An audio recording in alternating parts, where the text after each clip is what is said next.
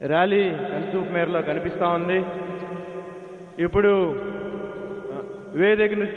సభా వేదికను ఉద్దేశించి మాట్లాడవలసిందిగా మాజీ కేంద్ర మంత్రి, విజయవాడ వెస్ట్ శాసనసభ్యులు మరియు ప్రముఖ పారిశ్రామికవేత్త అయిన సుజనా చౌదరి గారిని కోరుచున్నాం.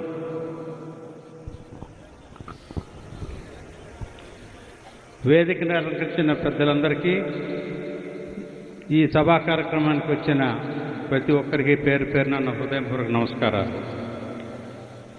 ఎంతో చరిత్ర ఉన్న మచిలీపట్నం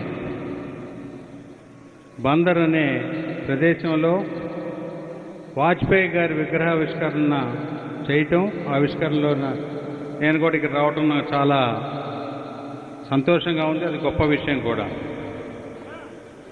వాజ్పేయి గారి విగ్రహాలని కేవలం రాజకీయ నాయకుల విగ్రహం కింద ఎవరు కూడా అనుకోకూడదు. ఎందుకంటే వాజ్పేయి గారు ఈ భారతదేశంలో ప్రజాస్వామ్య వ్యవస్థలో భారత రాజ్యాంగం ప్రకారం కుల మతాలకి అతీతంగా రాజ్యాంగం యొక్క అడుగుజాడల్లో భారతదేశ పార్లమెంట్లో నెహ్రూ గారు అప్పటి నుంచి కూడా, అంటే మొట్టమొదటి ప్రధానమంత్రిగా తగ్గినప్పటి నుంచి కూడా వారు పార్లమెంట్లో ఉంటూ ఎన్నో విలువల్ని పార్లమెంటు ద్వారా ఈ భారతదేశ జనాభాకి తెలియపరచడం జరిగింది. ఆ తర్వాత అందరికీ తెలిసిన విషయం, 1998లో ఆయన మొట్టమొదటిసారిగా ప్రధానమంత్రి అవ్వటం, 1980లో భారతీయ జనతా పార్టీ పెడితే మొట్టమొదట ఇద్దరు మాత్రమే గెలిచారు. ఇద్దరే పార్లమెంటేరియన్స్ ఉండగా అక్కడి నుంచి కూడా ఏమాత్రం నమ్మకాన్ని కానీ ధైర్యాన్ని కానీ కోల్పోకుండా ప్రజాస్వామ్య పద్ధతిలో, ప్రజాస్వామ్య వ్యవస్థలో భారతీయ జనతా పార్టీని పెంపొందిస్తూ తీసుకొచ్చిన గొప్ప నాయకుల్లో వారొకరు. ఆయన ప్రధానిగా ఉన్నా లేకపోయినా భారతదేశం యొక్క సార్వభౌమత్వాన్ని కోసం ఆయన చాలా కృషి చేశారు. ప్రతిపక్ష పార్టీలతో కూడా ఎంతో స్నేహభావంతో, స్నేహశీలతో ఆయన వ్యవహరించి పార్లమెంటుకే ఒక మంచి పేరు తీసుకొచ్చారు. ఇప్పటికీ కూడా మా తరమే కాదు, భావితరం వాళ్ళు కూడా వాజ్పేయి గారి భాషలు, స్పీచ్లు విని ఎన్నో తెలుసుకోవాల్సిన అవసరాలు చాలా ఉన్నాయి. ఆయన వాగ్దాటిలో సబ్స్టెన్స్. ఒకానొకప్పుడు పివి నరసింహారావు గారు ప్రధానమంత్రిగా ఉన్నప్పుడు కూడా భారతదేశం తరపున అంతర్జాతీయ సభలకు పంపాల్సి వస్తే వాజ్పేయి గారిని పంపితే అనేక రకాలుగా విమర్శించారు. కానీ వాజ్పేయి గారు భారతదేశాన్ని ఏ విధంగా కాపాడాలి, ఎన్ని విధంగా గడపాలి అని చెప్పి ఆయన ఆ సభలో కూడా ఒక గుర్తింపు తెచ్చుకోగలిగారు. అదే కాకుండా 1998లో అందరికీ తెలిసిన విషయమే, ఆయన ఒక్క ఓటుతో ఓట్ ఆఫ్ కాన్ఫిడెన్స్ పెట్టినప్పుడు, ఒక్క ఓటుతో, అది కూడా అనూహ్యంగా జరిగింది, స్పీకర్ గారు ఓటు వేయకపోవడంతో, ఆ ఒక్క ఓటుతో ప్రధానమంత్రి పదవికి రాజీనామా చేయడానికి మళ్ళీ ఎన్నికలకు వెళ్ళడానికి సిద్ధపడ్డారు. కానీ వేరే డొంక తిరుగుడు విధానంలో మళ్ళీ ప్రభుత్వాన్ని ఉంచుదామని కానీ, ఆయన ప్రధానమంత్రిగా ఉందామని కానీ ఎప్పుడు కూడా చేయలే. ఆయనలో గొప్ప విషయం ఏంటంటే 91 నుంచి 96 వరకు మన భారతదేశం లిబరలైజేషన్ ఎన్వైర్మెంట్లో డెఫినెట్గా పివి నరసింహారావు కూడా భారతదేశానికి అనేక కొత్త పద్ధతులు తీసుకొచ్చారు. 96, 98లో కొంత సమస్యలతో అనేక ప్రధానమంత్రులు అయినప్పటికీ 98 నుండి 6 సంవత్సరాలు మధ్యలో మళ్ళీ ఎలక్షన్ వచ్చినా అప్పుడు తీసుకున్న లిబరలైజేషన్ పాలసీస్ అన్నింటినీ కూడా వారు గౌరవించి, పార్టీలకు అతీతంగా గౌరవించి వాటిని నిలబెట్టి మన దేశంలో నమూల మార్పులకు నాంది పలికారు. ఆంధ్రప్రదేశ్ అభివృద్ధికి ప్రత్యేకంగా ఆ రోజున చంద్రబాబు నాయుడు గారు తీసుకున్న చొరవతో ఆంధ్రప్రదేశ్కి ప్రత్యేకంగా ఆయన అజాత శత్రువుగా రాజకీయ జీవితాన్ని గడిపి భరతమాతకి ముద్దుబిడ్డ వాజ్పేయి అని అనిపించుకున్నారు.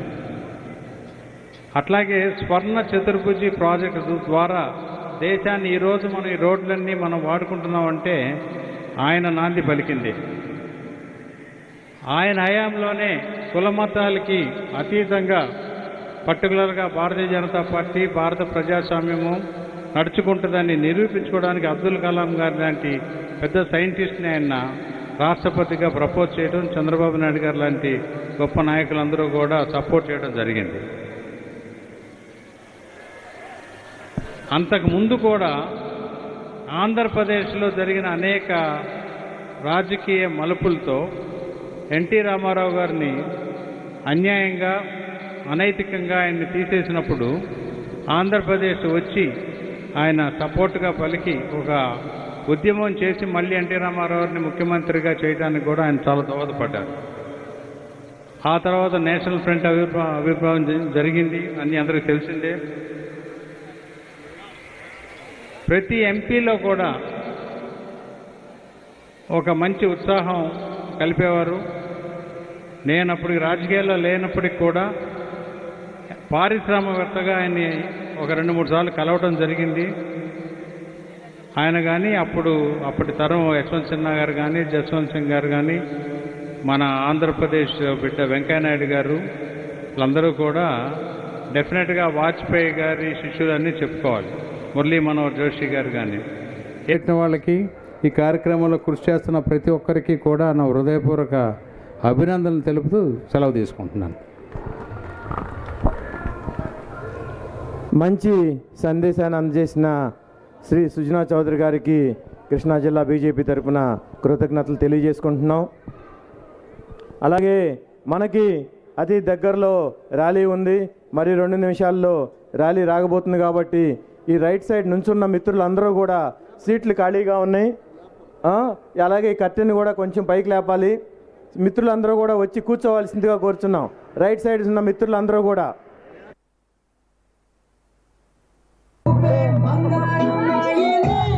అలాగే రాష్ట్ర బీజేపీ రాష్ట్ర పార్టీ ప్రధాన కార్యదర్శి అయిన శ్రీ సన్నారెడ్డి దయాకర్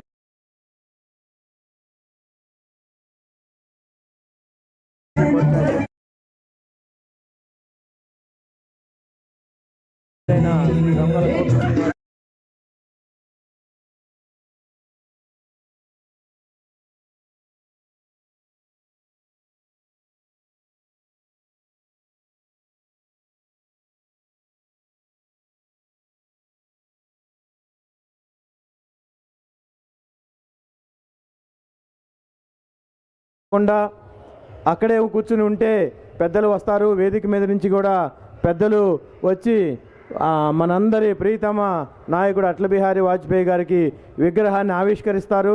ఆవిష్కరించిన తర్వాత కొద్దిమంది మాత్రమే విగ్రహం సర్కిల్లోకి పోయి పూలతో నివాళులు అర్పించిన తర్వాత డయాస్ మీదకి వస్తారు. కాబట్టి ఎవరు కూడా ఆహ్వానం ఉన్న వాళ్ళు మాత్రమే ఈ ప్రాంతాలకు వస్తారు. కాబట్టి మిగతా ఎవరు కూడా దయచేసి తోపులాటకు చేసుకోకుండా సహకరించవలసిందిగా కోరుచున్నాం.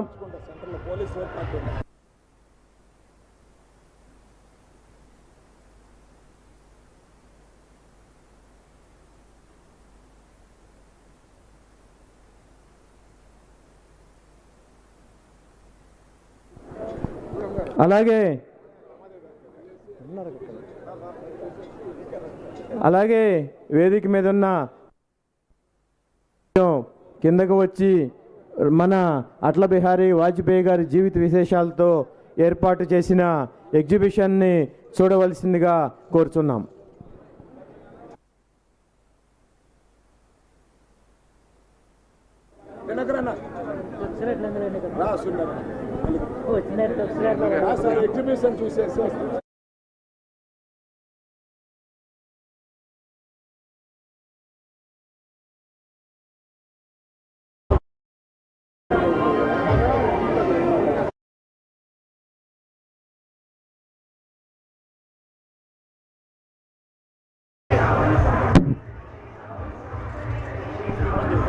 ఫస్ట్ ఇది ఓపెన్ చేయించేద్దాం. ఇది ఓపెన్ ఆ లోపల కొంతమంది మాత్రమే వెళ్తారు, మన వాళ్ళు ఎవరు.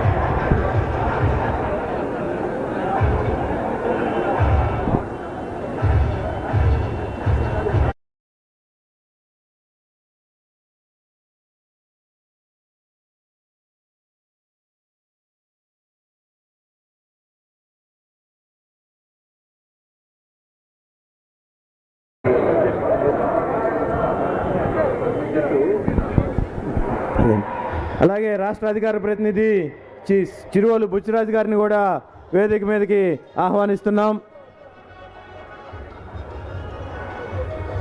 అలాగే జనసేన జిల్లా అధ్యక్షులు బండిరెడ్డి రాము గారు, అలాగే మచిలీపట్నం ఇన్ఛార్జ్ బండి రామకృష్ణ గారిని కూడా వేదిక మీదకి ఆహ్వానిస్తున్నాం.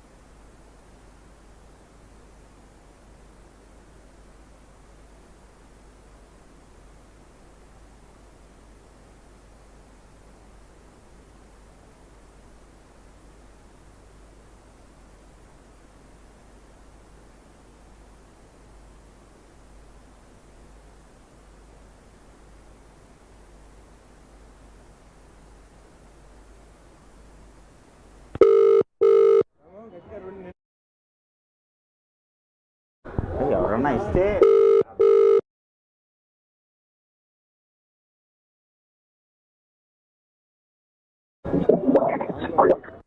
హలో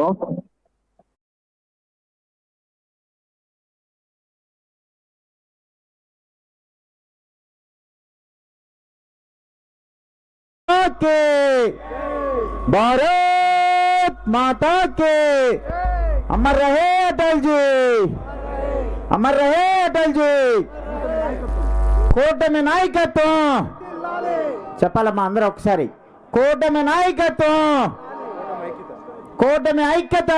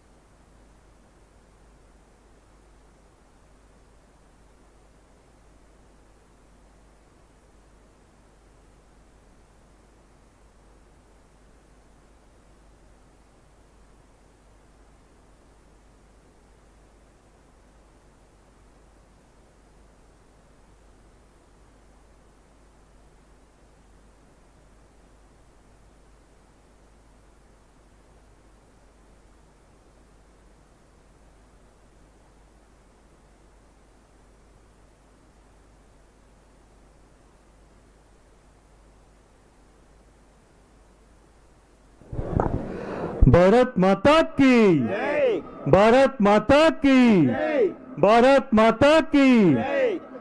దయచేసి అందరూ కూడా ఎవరి స్థానాల్లో వాళ్ళు కూర్చోండి. మరి కొద్దిసేపట్లో మన ప్రీతమ నాయకులందరూ కూడా ఈ స్టేజ్ వద్దకు విచ్చేస్తున్నారు.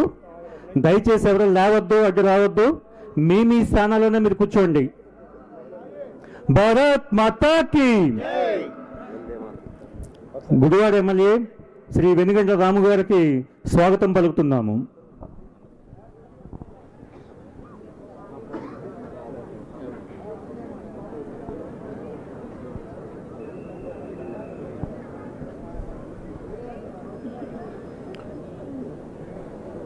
గుడివాడ యువ నాయకుడు గుడివాడ ఎమ్మెల్యే రాము గారికి స్వాగతం, సుస్వాగతం.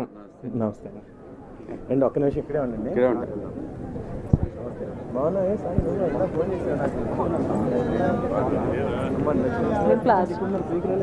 పైకి నేను అక్కడికి వెళ్ళొచ్చాను బస్సులో.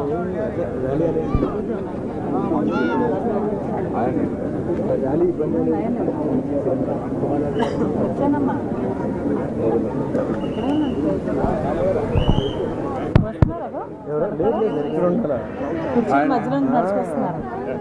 అలాగే పెనమలూరు శాసనసభ్యులు తెలుగుదేశం పార్టీ నాయకులు శ్రీ బోడే ప్రసాద్ గారిని సభాపూర్వకంగా ఆహ్వానిస్తున్నాం. అలాగే పామరు శాసనసభ్యులు శ్రీ వర్ల కుమార్ రాజా గారిని వేదిక మీదకి ఆహ్వానిస్తున్నాం. ప్రసాద్ గారు నమస్కారం. అలాగే యువ నాయకులు పెడన శాసనసభ్యులు శ్రీ కాగిత కృష్ణప్రసాద్ గారిని సాదరంగా ఆహ్వానిస్తున్నాం.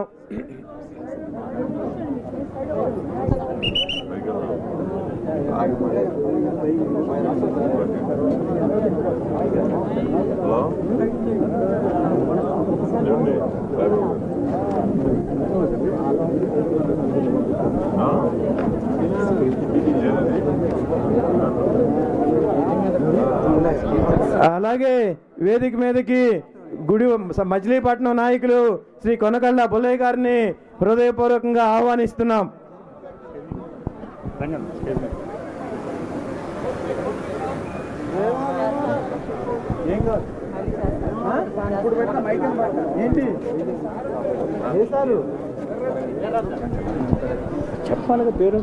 అలాగే బీజేపీ రాష్ట్ర సీనియర్ నాయకులు, బీజేపీ మాజీ అధ్యక్షులు, ఎమ్మెల్సీ గారు అయినటువంటి శ్రీ సోము వీర్రాజు గారిని కూడా వేదిక మీదకి మర్యాదపూర్వకంగా ఆహ్వానిస్తున్నాం.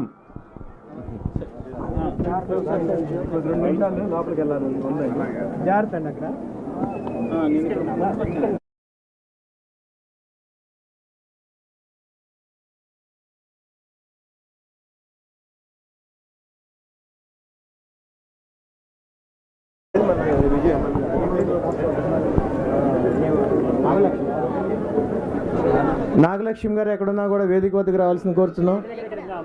ఒక 2 స్లోగన్లు గట్టిగా భారత్ మాతా కీ జై జై మాతా, భారత్ మాతా జై జై మాతా, భారత్ మాతా. వేదిక వద్దకు విచ్చేస్తున్న మన రాష్ట్ర మంత్రి, రాష్ట్ర ఐటీ విద్యాశాఖ మంత్రి లోకేష్ గారిని సాదరంగా ఆహ్వానిస్తున్నాం. అలాగే మచిలీపట్నం శాసనసభ్యులు మంత్రి శ్రీ కొల్లు రవీంద్ర గారిని కూడా ఆహ్వానిస్తున్నాం.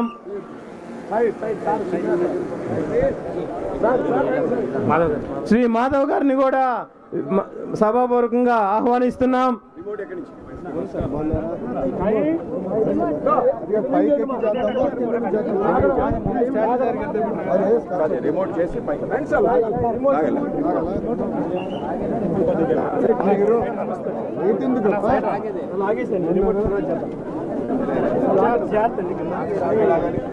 ఇప్పుడు మన ప్రియతమ నాయకుడు శ్రీ అటల్ బిహారీ వాజ్పేయి గారి విగ్రహాన్ని ఆవిష్కరిస్తున్నాం.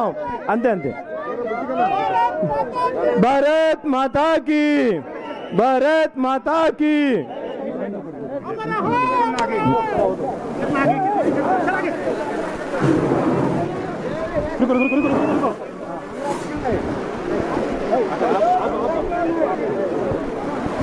నమస్కారం సార్. ఇక్కడి నుంచి పోలీసు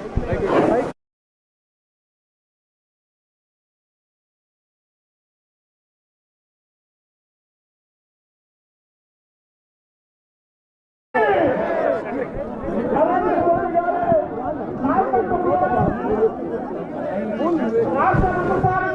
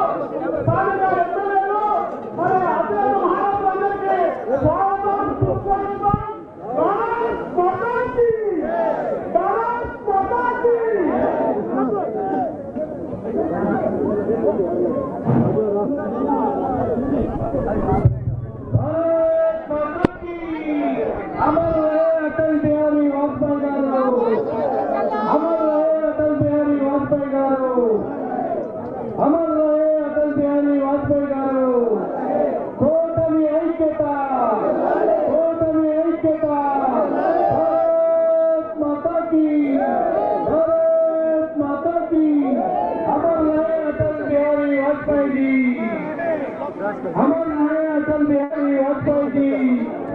1 minute, photo दिखे सोचा। भारत माता की अमर रहे अटल बिहारी वाजपेयी जी। अमर रहे अटल बिहारी కూటమి ఐక్యత వర్ధిల్లాలి కూటమి ఐక్యత వర్ధిల్లాలి కూటమి ఐక్యత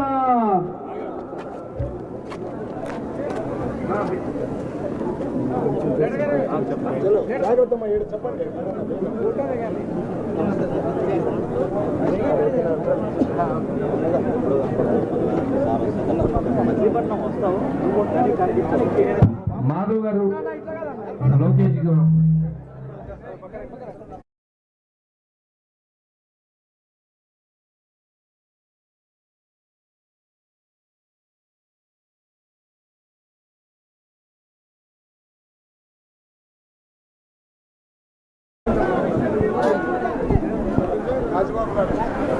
ఏదండి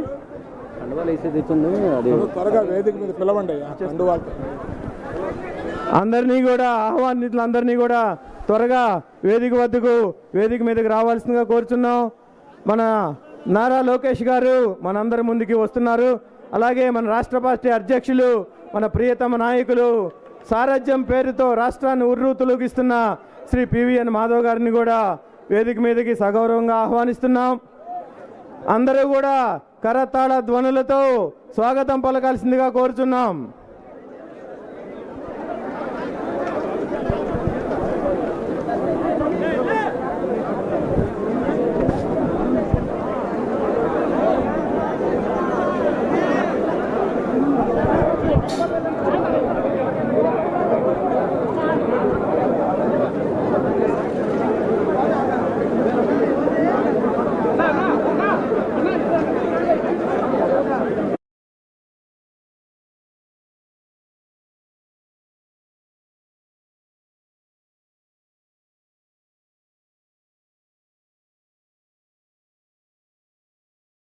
కండు వాళ్ళు రెడీగా ఉండండి చెప్పంగానే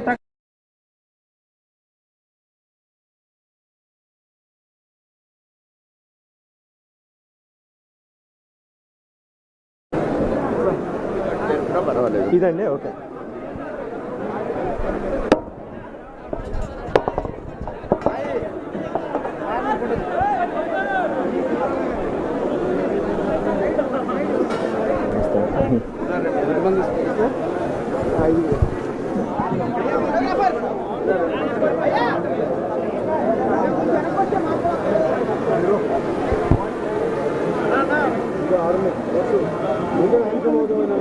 తీసుకున్నా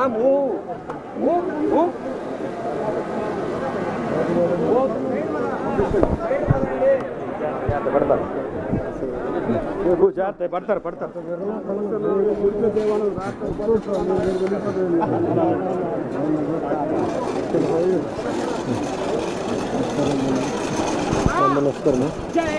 సాత్నేని శ్రీరామ్ అండి, జిల్లా పార్టీ అధ్యక్షుడిని. మొన్న డైలాగ్స్ వెళ్ళొచ్చారు మా మిత్రులందరితో మాట్లాడి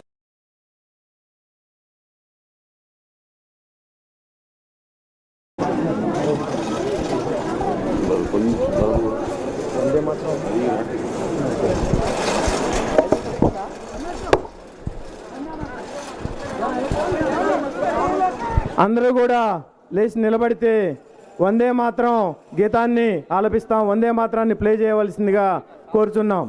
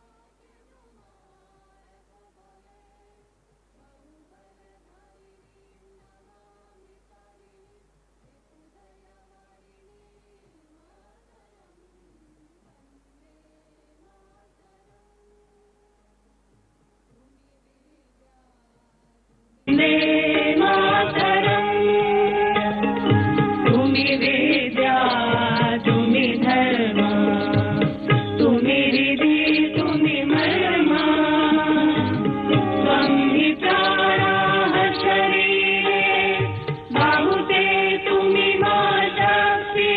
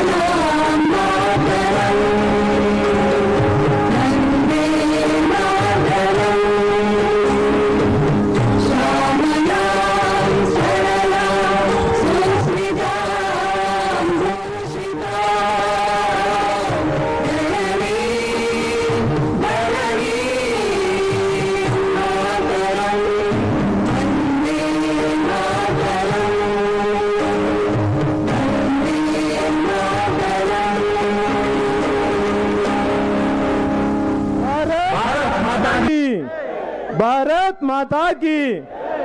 అందరినీ కూడా తమ తమ స్థానాల్లో ఆసీనులు కావాల్సిందిగా కోరుచున్నాం. దయచేసి మిత్రులందరూ కూడా నిలబడి ఉన్న వారందరూ కూడా కుర్చీల్లో కూర్చోవలసిందిగా కోరుచున్నాం.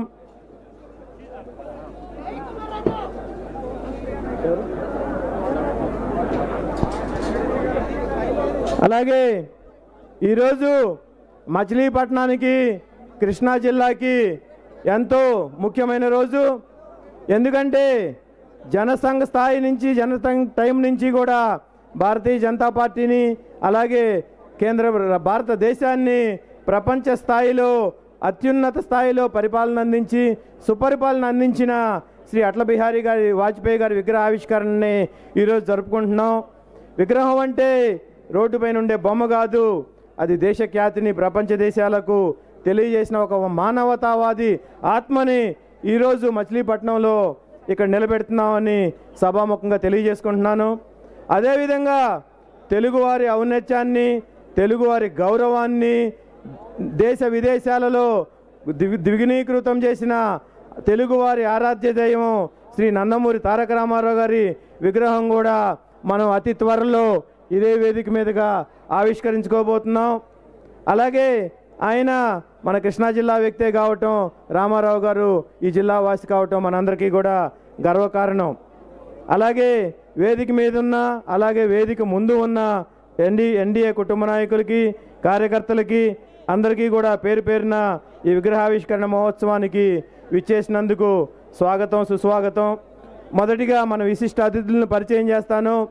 మొదటిగా రాష్ట్ర బీజేపీ పార్టీ అధ్యక్షులు యువ నాయకులు బీజేపీ అధ్యక్ష బాధ్యత స్వీకరించిన తర్వాత నిర్విరామంగా రాష్ట్రం నలుమూలలా తిరుగుతూ బీజేపీ పార్టీని బలపడేలా అనేక రకమైన కార్యక్రమాలు చేస్తూ అలాగే ఎన్డీఏ కూటమి ఐక్యతని చెక్కు చెదరకుండా అందరి ముందుకి ఐక్యంగా చూపిస్తూ అలాగే ప్రతి కార్యకర్తని కూడా తట్టి లేపుతూ పార్టీ ఎదుగుదలకి అవిరామ కృషి చేస్తున్న మన ప్రియతమ నేత శ్రీ పివిఎన్ మాధవ్ గారికి మచిలీపట్నం తరపున సాదర స్వాగతం పలుకుతున్నాం.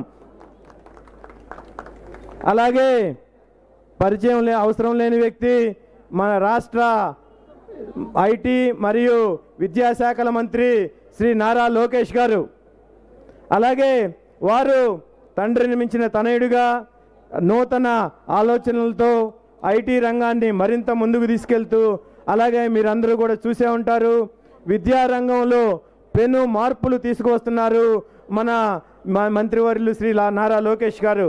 అలాగే ఎన్డీఏ కూటమిని మరింత బలోపేతం చేస్తూ ముందుకు తీసుకెళ్తున్న నారా లోకేష్ గారిని కూడా మీ అందరి సమక్షంలో సగర్వంగా ఆహ్వానిస్తున్నాం. అలాగే భారతరత్న వాజ్పేయి గారి దేశభక్తి ప్రజాస్వామ్య విలువల్లో వేసిన బాటలో నరేంద్ర మోడీ గారి నాయకత్వంలో ఆత్మనిర్భర్ భారతదేశంగా ఆత్మనిర్భర్ భారత్ లక్ష్యంగా దేశం అద్భుత ప్రగతి సాధిస్తోంది, మనందరికీ తెలుసు. రకరకాల కార్యక్రమాలు, startup India, made in India, skill India, digital India, అనేక పథకాలతో కేంద్ర ప్రభుత్వం యువతకు అపారమైన అవకాశాలు కల్పించింది. అలాగే రామ మందిర్ నిర్మాణం కానివ్వండి, కాశీ విశ్వనాథ్ కారిడార్ కానివ్వండి, ఉజ్జయిని మహాకాళ్ నిర్మాణం కానివ్వండి, ఉమ్మడి పౌర స్మృతి కానివ్వండి, అవన్నీ కూడా మోడీ గారి నాయకత్వంలో ముందుకు పోతున్నాం. అటల్ గారు చూపించిన సుపరిపాలనా మార్గంలో దేశం చాలా ముందుకెళ్తున్నాం. అలాగే మన జిల్లాకి ఇచ్చిన భారత్ మాల ప్రాజెక్ట్ కింద వచ్చిన వెస్ట్ బైపాస్ రోడ్ కానివ్వండి, అవుటర్ రింగ్ రోడ్ ఏర్పాటు చేయటం కానివ్వండి, మల్లవల్లి ఇండస్ట్రియల్ పార్క్ అభివృద్ధి చేయటం కానివ్వండి, గన్నవరం ఇంటర్నేషనల్ ఎయిర్పోర్ట్గా పూర్తి స్థాయిలో అభివృద్ధి చేస్తున్నారు. పామర్ దగ్గర బెల్ కంపెనీ, గన్నవరం దగ్గర ఐటీ పార్క్, హెచ్సిఎల్ లాంటి పెద్ద కంపెనీలకి, ఆంధ్రప్రదేశ్కు ముఖ్యంగా కృష్ణా జిల్లాకు అభివృద్ధికి తోడ్పడుతున్న కేంద్ర ప్రభుత్వానికి అలాగే రాష్ట్ర ప్రభుత్వానికి కూడా ఈ మన వేదిక అందరికీ కూడా కృతజ్ఞతలు తెలియజేసుకుంటున్నాం. ఇప్పుడు మన సభను ఉద్దేశించి మాట్లాడవలసిందిగా రాష్ట్ర ఎమ్మెల్సీ గారు అలాగే భారతీయ జనతా పార్టీ పూర్వ అధ్యక్షులు అయిన సోము వీర్రాజు గారిని సగౌరవంగా ఆహ్వానిస్తున్నాం.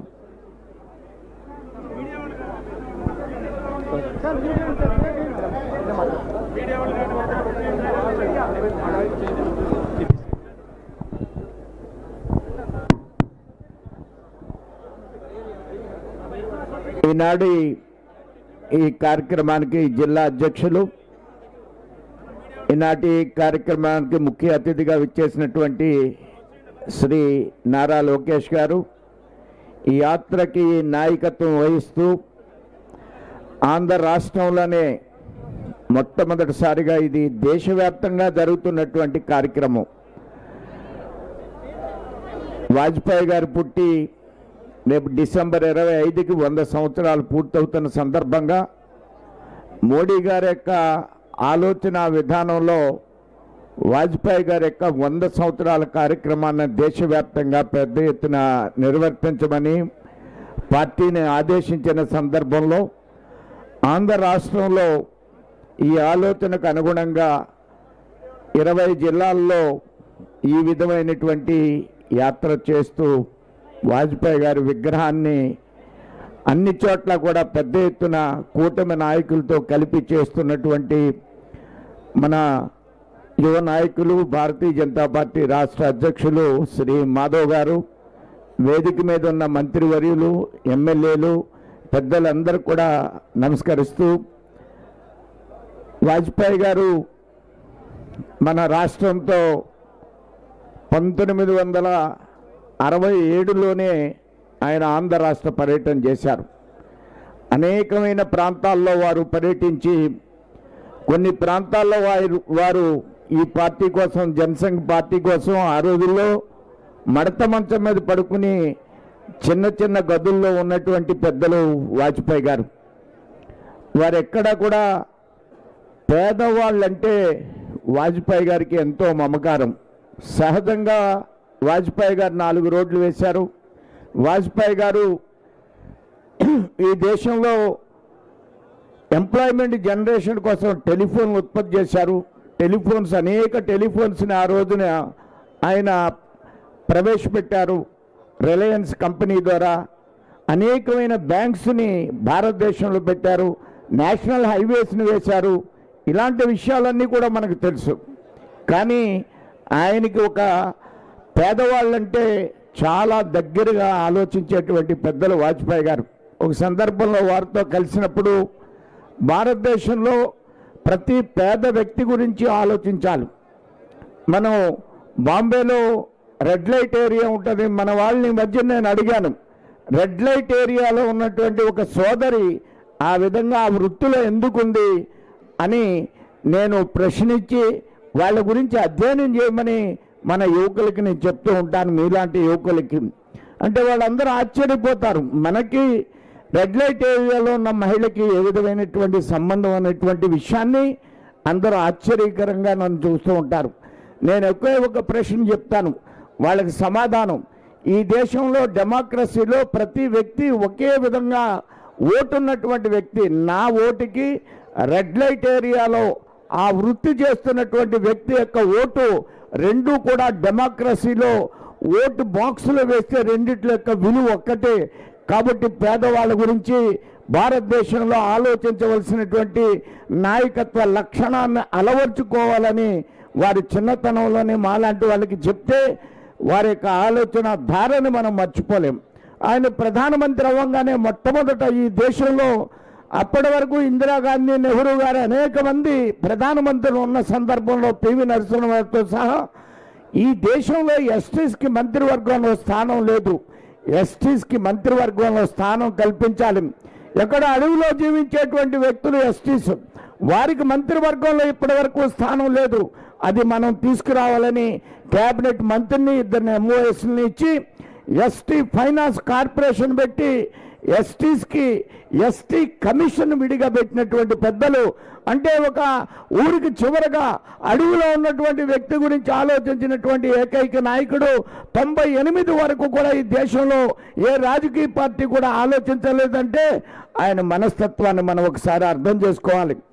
అంతేకాకుండా గాంధీ గారు ఒక బుట్టలో ఒక చీపురు పెట్టి ఆయన వెనకాల చిత్రాలు చూస్తూ ఉంటాం.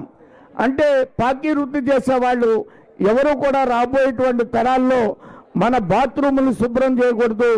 మనం గాంధీ గారు, నెహ్రూ గారిని శబరమతిలో బాత్రూమ్ శుభ్రం చేయించారు. కానీ వాజ్పేయి గారు ఆయన ప్రధానమంత్రి అవగానే కర్మచారి కమిషన్ అనేటువంటి కమిషన్ ఏర్పాటు చేశారు.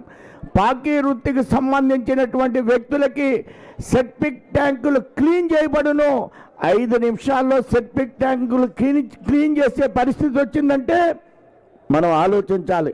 వారు ఎంత పేదవారి గురించి ఆలోచించారో. పాకీ వృత్తి చేసుకునే వారు కూడా కమిషన్ వేయించేటటువంటి ఘనత వాజ్పేయి గారికి వచ్చిందంటే సమాజంలో ఎలాంటి వ్యక్తుల గురించి ఆలోచించే మనస్తత్వం వారికి ఉందో మనం అందరూ కూడా ఆలోచించాలి.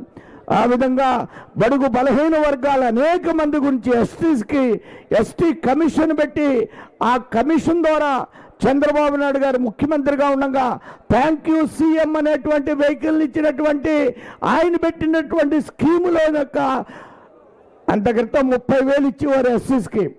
వాజ్పేయి గారు వచ్చిన తర్వాత 20 లక్షలతో వెహికల్ ఇచ్చారు. అదే థ్యాంక్ యూ సీఎం. అంటే ఎస్సీస్కి చిన్న లోన్లు కాదు, డైరెక్ట్గా బ్యాంకుతో ప్రమేయం లేదు వీటిలో దేంట్లో కూడా. అటు ఎస్టీసీకి కానీ ఇటు ఎస్సీసీకి కానీ ఇటు పార్టీ వృత్తి చేసే వాళ్ళకి కానీ ఎవరితో బ్యాంకుతో సంబంధం లేకుండా డైరెక్ట్గానే కార్పొరేషన్ లోన్ ఇచ్చేటువంటి పరిస్థితి. ఇది వాజ్పేయి గారి ఆలోచన విధానానికి, ప్రగతి విధానానికి, ప్రగతిశీలానికి ఆయన యొక్క ఆలోచన విధానం ప్రధానం అనేటువంటి విషయాన్ని నేను తెలియజేస్తూ ముగిస్తున్నాను. జై హింద్, జై భారత్. మంచి సందేశాన్ని అందించిన శ్రీ సోమ వీర్రాజు గారికి కృష్ణా జిల్లా భారతీయ జనతా పార్టీ తరఫున, ఎన్డీఏ తరఫున కృతజ్ఞతలు తెలియజేసుకుంటున్నాం.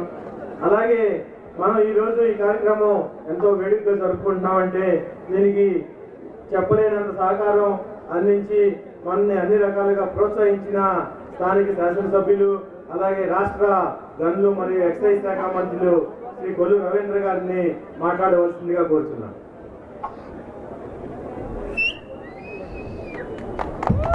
అందరికీ నమస్కారం. చాలా సంతోషం ఈరోజు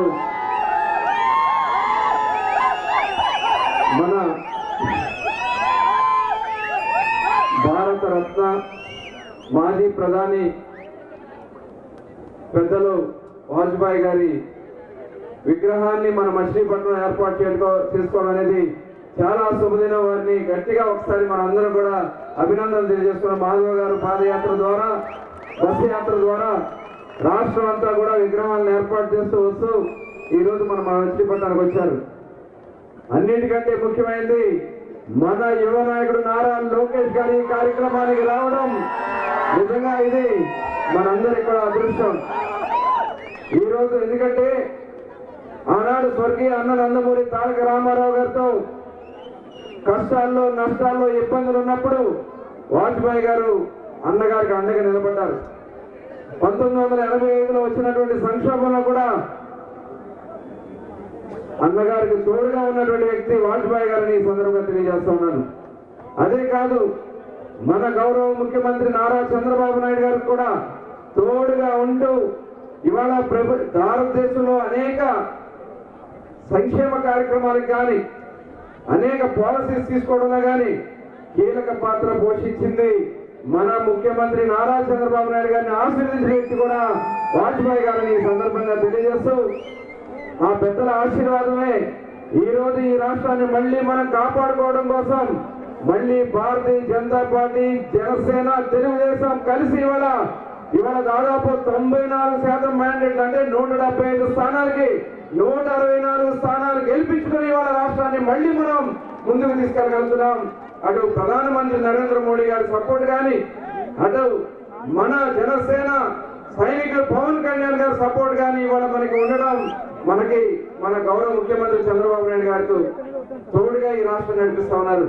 అలాగే మన యువ నాయకుడు నారా లోకేష్ గారు నిద్రాహారాలు మాని ఇవాళ ప్రపంచంలో చాలా దేశాలు పోటీ పడినా, మన దేశంలో అనేక రాష్ట్రాలు పోటీ పడినా ఇవాళ ప్రపంచ దిగ్గజ సంస్థలు మన రాష్ట్రానికి వస్తున్నాయంటే మన యువ నాయకుడు నారా లోకేష్ గారిని గట్టిగా మనందరం కూడా ఒకసారి ఈ సందర్భంగా తెలియజేసుకుంటూ, మరి ఇటువంటి అవకాశాన్ని ఇక్కడ మన మచిలీపట్నంలో ప్రారంభించే దానికి వారందరూ కూడా రావడం, అలాగే వేదిక మీద ఉన్నటువంటి పెద్దలందరూ కూడా మరొకసారి హృదయపూర్వక ధన్యవాదాలు తెలియజేసుకుంటూ సెలవు తీసుకుంటా ఉన్నాను. జై హింద్. మంచి సందేశాన్ని అందించిన మన రాష్ట్ర మంత్రివర్యులు శ్రీ కొల్లు రవీంద్ర గారికి సమాముఖంగా కృతజ్ఞతలు తెలియజేసుకుంటున్నాం. ఈ సందర్భంగా వేదిక మీద ఉన్న అతిథులందరికీ కూడా ఆత్మ నిర్భర్ భారత్ అలాగే స్వదేశీ విధానాన్ని ప్రోత్సహిస్తూ పెడన కలంకారీ శాలువాల్ని అతి క్విక్ గా ఇవ్వవలసిందిగా మన గెస్ట్లకి ఇవ్వవలసిందిగా యువ మోర్చా వారిని కోరుతున్నాం. తర్వాత ఇంకోటి సరే, ఒక్క నిమిషం ఉండండి. ఓకే, ఒక్క నిమిషం ఉండండి అక్కడే. అలాగే ఇప్పుడు సభని ఉద్దేశించి మాట్లాడవలసిందిగా మన ప్రియతమ నాయకులు భారతీయ జనతా పార్టీ రాష్ట్ర అధ్యక్షులు శ్రీ పివిఎన్ మాధవ్ గారిని సగౌరవంగా వేదిక మీదకి ఆహ్వానిస్తున్నాం.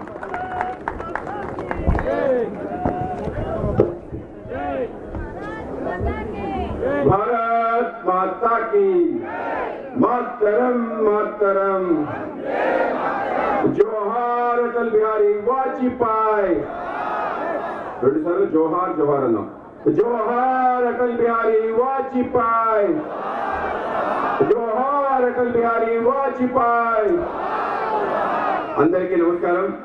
ఇవాళ మచిలీపట్నం బందర్ నడిబొడ్డున మనం ఒక అద్భుత విగ్రహ ఆవిష్కరణ కార్యక్రమానికి మనందరం కూడా విచ్చేసాం. ఒక వ్యక్తి తన జీవితంలో 70 వసంతాలు సామాజిక జీవితంలోనూ 60 వసంతాలు పార్లమెంట్లోనూ గడిపి ఎక్కడైనా ఎక్కడ ఒక్క అవినీతి మచ్చ లేకుండా తన జీవితాన్ని కొనసాగించాడు అంటే ఎవరు కూడా నమ్మశక్యం కాని విషయం. అటువంటి నికార్సైన నిష్కలంక చరిత్రుడు మొత్తం ప్రజలందరి హృదయాల్లో ఆయన పేరు చెప్పిన వెంటనే హృదయం ఆత్మీయతతో పులికించిపోయే మన యొక్క అటల్ బిహారీ వాజపేయి గారి యొక్క విగ్రహ ఆవిష్కరణ కార్యక్రమానికి ఇవాళ మన రాష్ట్ర ఐటీ శాఖ మంత్రి వర్యులు లోకేష్ గారు రావటం ఏదైతుందో ఈ కార్యక్రమానికి మరింత వన్నె తెచ్చింది. ఆయనకి ఈ సందర్భంగా ధన్యవాదాలు తెలియజేస్తుంటాను. ఆయన కలిసి ఈ విధంగా ఆలోచన చేస్తున్నాం. ఆయన శతాబ్ది ఉత్సవాల సందర్భంగా రాష్ట్ర వ్యాప్తంగా కార్యక్రమాలు చేయాలంటే మొదట మా మంగళగిరిలోనే చేయాలని చెప్పి అడగటం జరిగింది. ఇప్పుడు కాదంటే నేను మామూలుగా అడిగాను కాబట్టి చెప్పటం కాదు, కానీ ఆయన ముందే అనేక ఇంటర్వ్యూల్లో చెప్పడం జరిగింది. మీకు రాజకీయాల్లోకి రావడానికి, సామాజిక సేవ చేయడానికి ఎవరు మీకు ఇన్స్పిరేషన్ అని అడిగితే ఆయన 2 పేర్లు చెప్పారు. ఏదైతే సింగపూర్ యొక్క నిర్మాత ఏదైతే లీ క్యూన్ యూ ఉన్నారో ఆయన ఏ విధంగా సింగపూర్ ని ఒక చిన్న కుగ్రామం నుంచి ఒక అనితర సాధ్యమైన నగరాలుగా మార్చాడో అతను నాకు ఆరాధ్య దేవుడు. రెండో వ్యక్తి అటల్ బిహారీ వాజపేయి చెప్పి చెప్పడం జరిగింది. అలాగే మొన్న జరిగిన మాక్ అసెంబ్లీలో కూడా ఆయన ఈ మాటే పిల్లలు అడిగితే దానికి సమాధానం చెప్పడం జరిగింది. ఆ విధంగా అటల్ బిహారీ వాజ్పేయి గారి పైన ఎనలేని అభిమానం కలిగిన మన యువ నేత లోకేష్ గారిని ఈ కార్యక్రమానికి రావటం, ఆ విధంగా ఆయన యొక్క విగ్రహానికి నివాళులు అర్పించడం నిజంగానే గొప్ప పరిణామం.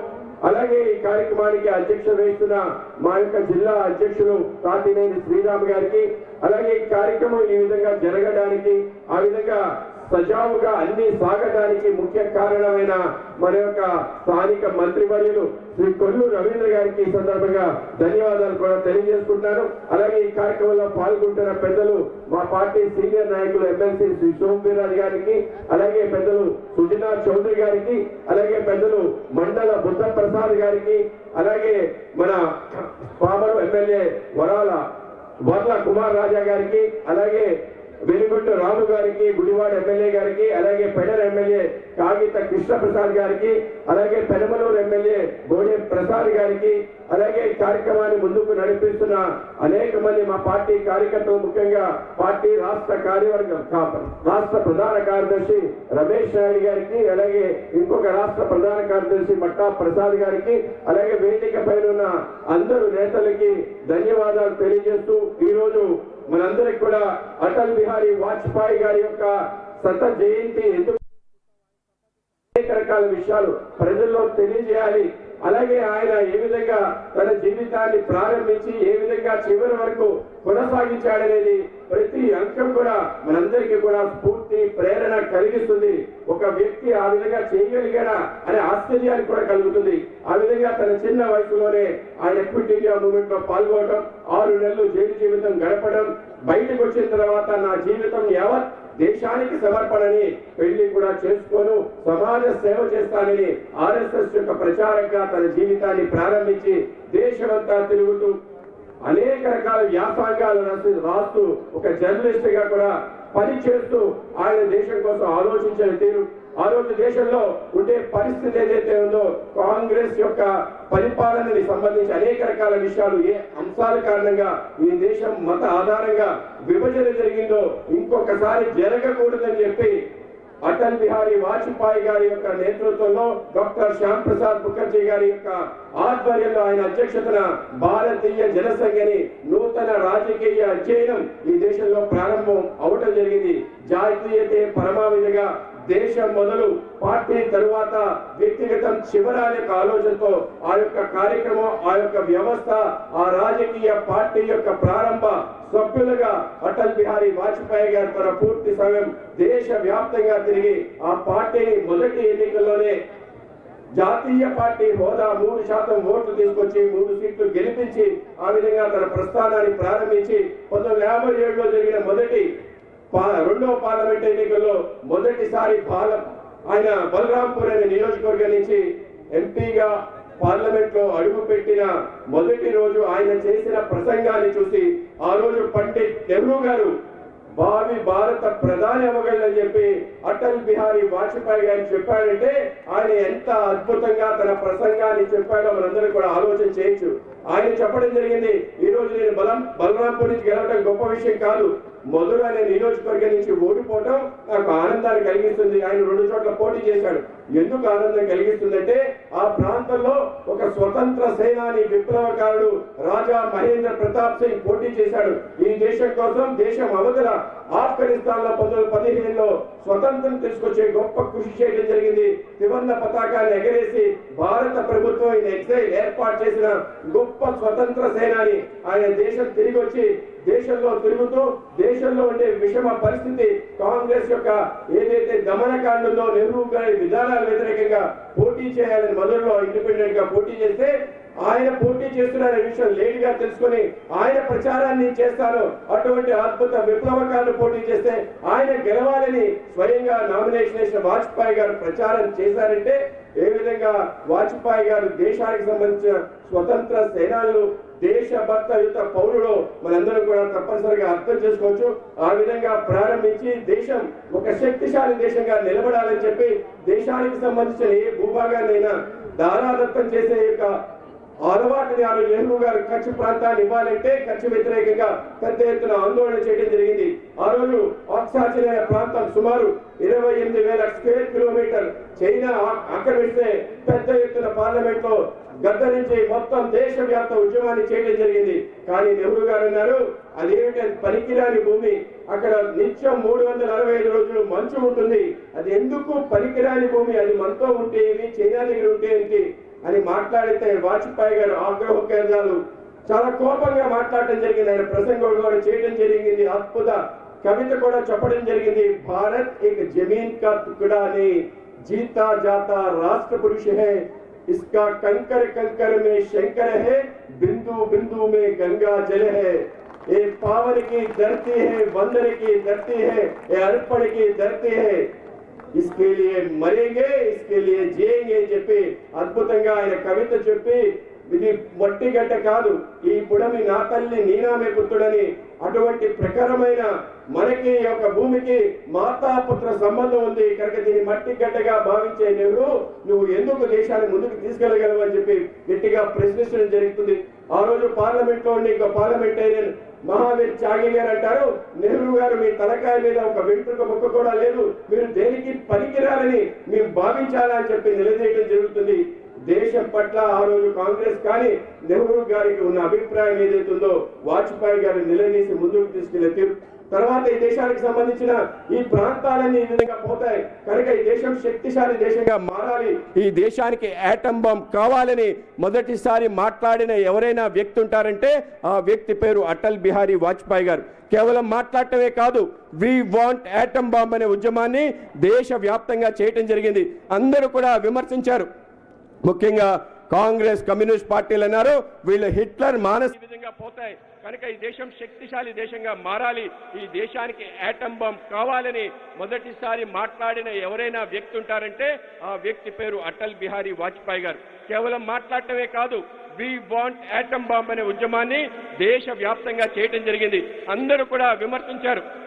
ముఖ్యంగా కాంగ్రెస్ కమ్యూనిస్ట్ పార్టీలు అన్నారు వీళ్ళు హిట్లర్ మానసిక పరిస్థితి నుంచి వచ్చారు, వీళ్ళు యుద్ధోన్మాదులు, వీళ్ళ బలహీనమైన జాతిని ఎవరు కూడా గౌరవించరు కనుక మనం బలం కావాలంటే మన దగ్గర బాంబు ఉండాలని చెప్పి ఆయన ప్రధానమంత్రిగా రెండోసారి 1998లో అయిన తర్వాత ఆయన చేసిన మొదటి పని ఏంటంటే పోఖ్రాన్లో అణు విస్ఫోటనం 5 బాంబులు పేల్చి భారతదేశం ఒక అణుశక్తిశాలి దేశంగా మార్చి భారతదేశం ఒక శక్తిశాలి దేశంగా నిలబడటం ఏదైతుందో చరిత్రలో అది గొప్ప అధ్యయనం. కేవలం బాంబులు పేల్చడమే కాదు, నో ఫస్ట్ చూస్ ట్రీటీ మీద సంతకం పెట్టి న్యూక్లియర్ నాన్ ప్రొలిఫరేషన్ ట్రీటీ మీద ఎవరి ఒత్తిడి కూడా చెప్పకుండా ఆయనే స్వయంగా సంతకం పెట్టి నేను ఈ బాంబు నేను ఎవరిపైనా దాడి చేయడానికి కాదు, ఎవరైనా మాపై దాడి చేస్తే ప్రతి దాడి చేయడానికి తప్ప ఇంకోటేమి కాదు, ఇండియా ఈజ్ అ డిటరెంట్ ఫోర్స్గా మారాలి అని చెప్పి ఒక ఆలోచన చెప్పడం జరిగింది.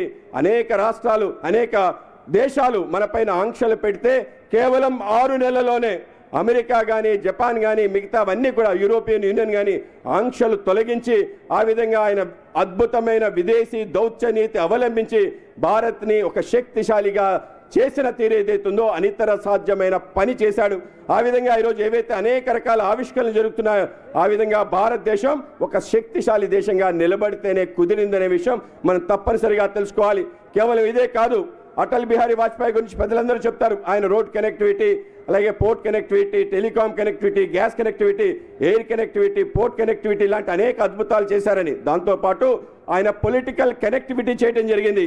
ఆయన దేశంలో చూశారు కాంగ్రెస్ తప్ప ఈ దేశంలో ఇంకో ప్రత్యామ్నాయం లేదు, ఏ స్వతంత్రం తీసుకొచ్చిన కాంగ్రెస్ ఉందో అది వేరు, దాని తర్వాత ఉన్న నెహ్రూ ఆధ్వర్యంలో ఉండే కాంగ్రెస్ వేరు. కానీ నెహ్రూ గారు ఆ కాంగ్రెస్ ఈ కాంగ్రెస్ ఒకటి అనే భ్రమ ఈ దేశంలో కలిగిస్తున్నారు, ఇది తప్పు అని చెప్పి నిలదీయటం జరిగింది. నీకు గాంధీ వారసత్వం ఏ విధంగా వచ్చిందని ప్రశ్నించడం జరిగింది. ఈ విషయంపైనే ప్రజలందరినీ కలిపి తప్పకుండా దేశంలో కాంగ్రెస్ ప్రభుత్వం రావాలి అని చెప్పి పెద్ద ఎత్తున కృషి చేసి 1962లో మొదటిసారి కమ్యూనిస్ట్ పార్టీలు కూడా కలుపుకొని సంయుక్త విధాయక్ దళ్ పేరు మీదట బీహార్ రాజస్థాన్లో ప్రభుత్వాన్ని ఏర్పాటు చేసి ప్రజలందరిలో కూడా నమ్మకం కలిగించారు. ప్రతిపక్షాలు కూడా ప్రభుత్వాన్ని ఏర్పాటు చేయగలరు, నడిపించగలరని చెప్పి ఆ రోజు రుజువు చేయడం జరిగింది.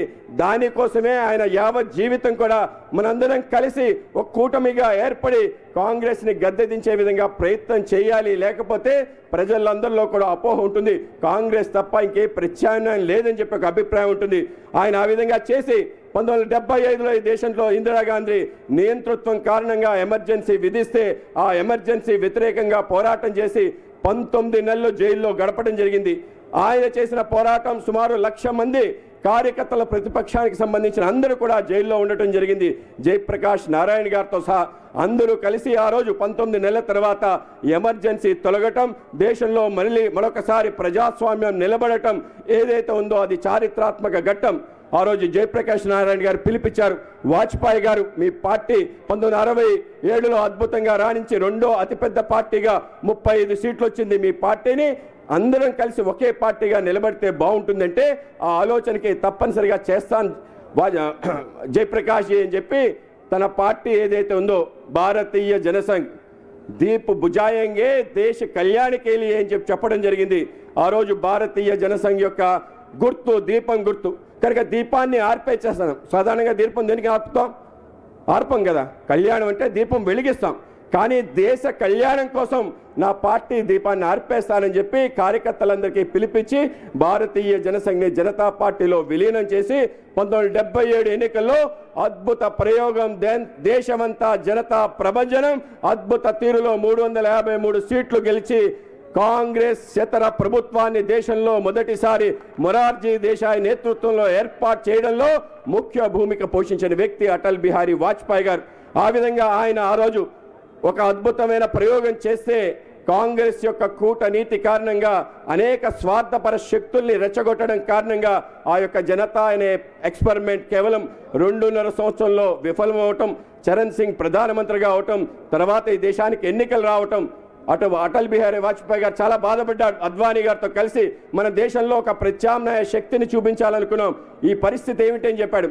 కానీ మనం భయపడాల్సిన అవసరం లేదు, మనం ముందుకెళ్దాం, మనకి విజయ తీరాలు అందుతాయి, కొత్తగా పార్టీని ఏర్పాటు చేద్దామని చెప్పి ఏప్రిల్ 6వ తారీఖు 1980న భారతీయ జనతా పార్టీని ముంబైలో ఏర్పాటు చేసి ఒక కొత్త చరిత్ర దేశంలో సృష్టించే విధంగా ఒక అద్భుతమైన పార్టీ యొక్క ఆలోచన, దేశానికి సంబంధించి అనేక రకాల మౌలిక విషయాలు దాంట్లో ముడిపడే విధంగా ఆయన జాతీయవాద రాజకీయాలకి ఒక పెద్ద పార్టీని దానికి స్వయంగా అధ్యక్షుడిగా దేశాల్లో తిరుగుతూ అనేక రకాల పార్టీల్ని కలుపుకుంటూ ముందుకెళ్తున్న తీరు. అదే సమయంలో మన ఆంధ్రప్రదేశ్లో ఒక ప్రభంజనం, మన యొక్క తెలుగు ఆత్మగౌరవాన్ని నినదిస్తూ కాంగ్రెస్ యొక్క దుష్ట నీతి వ్యతిరేకంగా ఒక ప్రభంజనం తెలుగుదేశం పార్టీ ఆ రోజు రావటం, 82లో ఏర్పడి 83 ఎన్నికల్లో కేవలం పార్టీ పెట్టిన 9 నెలల్లోనే అధికారంకి వచ్చిన చరిత్ర ఎన్టీ రామారావు గారు తీసుకోవటం జరిగింది.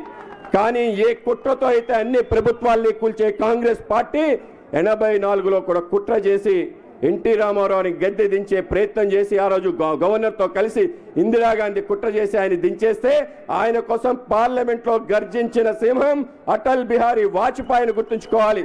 కేవలం గర్జించడమే కాకుండా ఆ రోజు కర్ణాటకలో తెలుగుదేశం ఎమ్మెల్యేలు యొక్క క్యాంప్ పెడితే క్యాంప్కి రక్షణ గోడగా ఉండాలని చెప్పి మా ఎమ్మెల్యేలు యడియూరప్ప గారు కానీ వెంకయ్యనాయుడు గారిని పంపించడం, స్వయంగా అటల్ బిహారీ వాజ్పేయి గారు హైదరాబాద్ వచ్చి ప్రజాస్వామ్యాన్ని రక్షించాలని చెప్పి ఆయన ధర్నా చేయటం ఏదైతే ఉందో చరిత్రలో గొప్ప ఘట్టంగా మనం భావించాలి.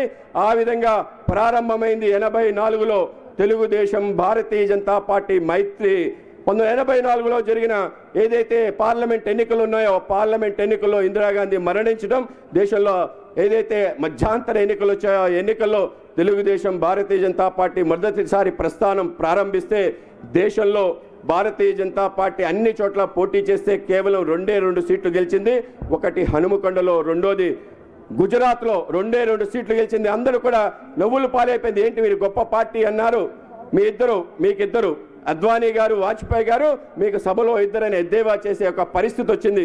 ఆ రోజు ఆయన చెప్పాడు, ఎవరు అధైర్యపడవద్దు, అంధేరా చటేగా సూరజ్ నికిలేగా కమల్ కిలేగా, కమలం వికసిస్తుంది, ఎవరు కూడా ఆలోచన చేయొద్దు, మనం కష్టపడి పనిచేద్దాం అని చెప్పి దేశంలో ఒక నూతన అధ్యయనం కోసం ఆయన ప్రారంభించి అన్ని పార్టీల్ని కలిపి నేషనల్ ఫ్రంట్ అని చెప్పి ఒక ఏర్పాటు చేసి ముందుకెళ్లాలని చెప్పి స్వర్గీయ ఎన్టీ రామారావు గారిని దానికి కన్వీనర్గా కూడా పెట్టడం జరిగింది.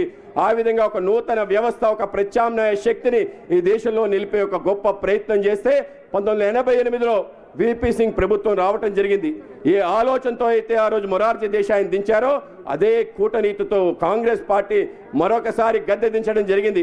ఇంకా లాభం లేదు, మనమే ఈరోజు దానికి మనం ముందుకుండి నాయకత్వం వహిస్తామని అద్వానీ గారి నేతృత్వంలో, వాజ్పేయి గారి నేతృత్వంలో దేశవ్యాప్తంగా కలిసి నేషనల్ డెమోక్రటిక్ అలయన్స్ ఏర్పాటు చేయటం, ఆ విధంగా 1998లో ఒక అద్భుత విజయం సాధించడం, ఆ అద్భుత విజయం కేవలం 13 నెలల తర్వాత ఒక్క ఓటుతో ఓడిపోవటం.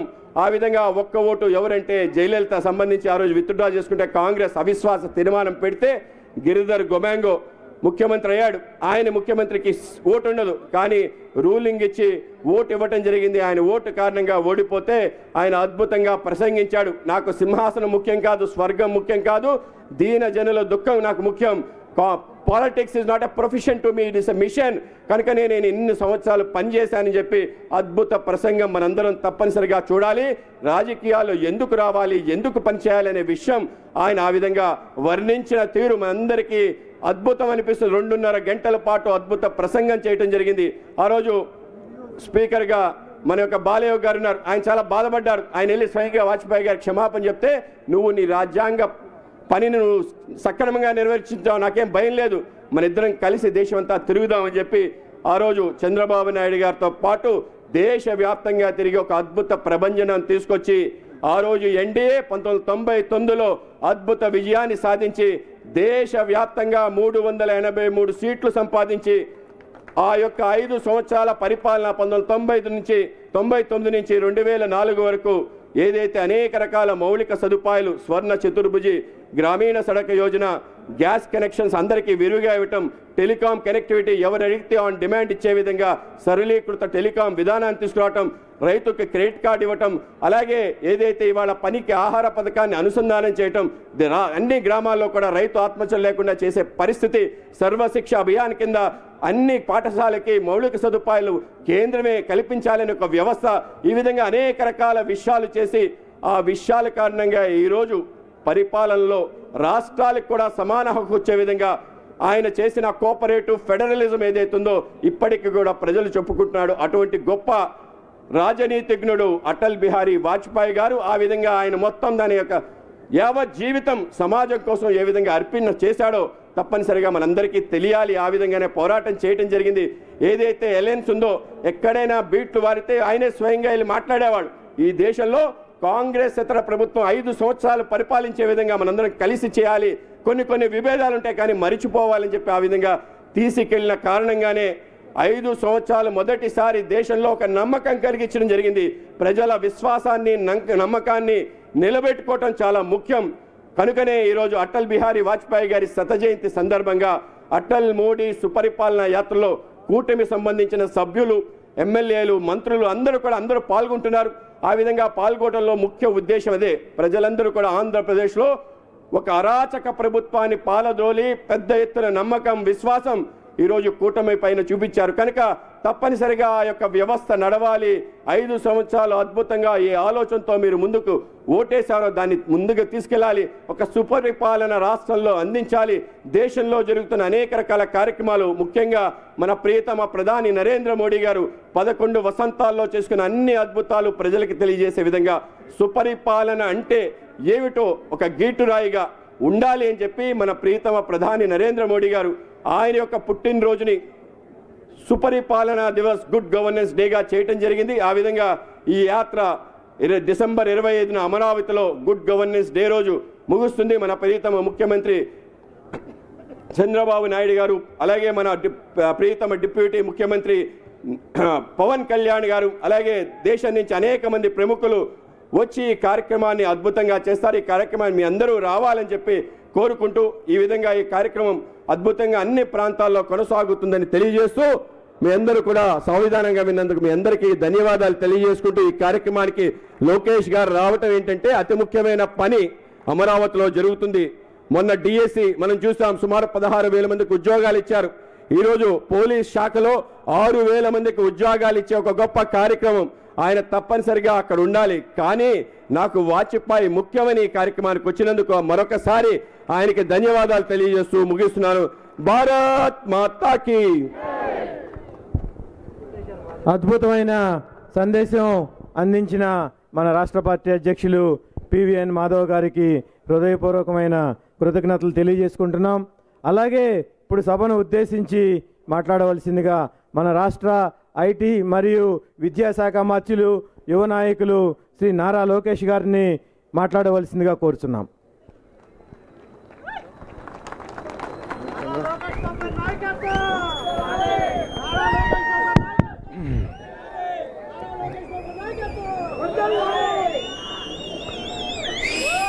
వేదిక మీద ఉన్న గౌరవ బీజేపీ రాష్ట్ర అధ్యక్షులు మాధవ్ గారికి, గౌరవ మంత్రి కొల్లు రవీంద్ర గారికి, అదేవిధంగా తెలుగుదేశం పార్టీ శాసనసభ్యులు బోడే ప్రసాద్ గారికి, కృష్ణప్రసాద్ గారికి, రాము గారికి, వర్లకుమార్ రాజా గారికి, బీజేపీ శాసనసభ్యులు సుజనా చౌదరి గారికి, అదేవిధంగా జనసేన శాసనసభ్యులు మండలి బుద్ధప్రసాద్ గారికి, ఇతర నాయకులందరికీ నా హృదయపూర్వక నమస్కారాలు. ఒక మాటలో చెప్పాలంటే ఈరోజు వాజ్పేయి గారి శత జయంతి సందర్భంగా ఆ వేడుకల్లోనే పాల్గొంటాం కాదు, ఆయన విగ్రహాన్ని ఆవిష్కరిస్తాం నేను నా అదృష్టంగా భావిస్తున్నాను. అటల్ సందేశ్ మోడీ సుపరిపాలన యాత్ర ధర్మవరంలో ప్రారంభమైంది. ఇప్పుడే పెద్దలు మాధవ్ గారు చెప్పినట్లు ఈ నెల 25 తారీఖు నాడు అమరావతిలో ఆ యాత్ర పూర్తవుతుంది. ఇక్కడ మనందరం కూడా అటల్జీ గారి గొప్పతనమే కాదు, ఆయన సమాజానికి చేసిన సేవ, నైతిక విలువలపైన మనందరం కూడా మాట్లాడుకోవాల్సిన అవసరం ఉంది. చాలామంది నన్ను అనేకసార్లు అడిగారు, మీ ఇంట్లో విశ్వవిఖ్యాత నట సార్వభౌమ స్వర్గశ్రీ నందమూరి తారక రామారావు గారు ఒక పక్కన, ఇంకో పక్కన చంద్రబాబు నాయుడు గారు ఉన్నారు, వీళ్ళిద్దరూ ఒకటవుతే ప్రపంచంలో మీరు ఎవరిని ఆదర్శంగా చూస్తారని అడిగారు. నేను అనేకసార్లు చెప్పాను, ఒక మత్స్యకార గ్రామాన్ని ఈరోజు డెవలప్ దేశంగా తయారు చేసిన సింగపూర్ ఆనాటి ప్రధాని లీక్వానీ గారు ఒక పక్కన అవుతే, మొత్తం భారతదేశాన్ని కలిసికట్టుగా ముందరికి తీసుకెళ్లిన అటల్ బిహారీ వాజ్పేయి గారిని నేను ఆదర్శంగా తీసుకుంటున్నానని. ఈరోజు నేను విద్యాశాఖ మార్చలు అయిన తర్వాత సమాజంలో నైతిక విలువలు రావాలి, విద్యలో నైతిక విలువలు రావాలి నేను మాట్లాడుతున్నా. కానీ సమాజంలో నైతిక విలువలు అంటే ఏంటో చూపించిన గొప్ప వ్యక్తి అటల్ బిహారీ వాజ్పేయి గారు. అటల్జీ గారి గురించి ఎవరిని అడిగినా చాలా అద్భుతంగా మాట్లాడతారు. వాస్తవంగా చెప్పాలంటే ఆయనకి ప్రతిపక్షమే లేని వ్యక్తి అటల్ బిహారీ వాజ్పేయి గారు. డిసెంబర్ 25, 1924లో జన్మించినారు. ఆయన చిన్న వయసు నుంచే ఆయన జీవితాన్ని కవిత్వానికి, దేశానికి అంకితం చేసిన వ్యక్తి.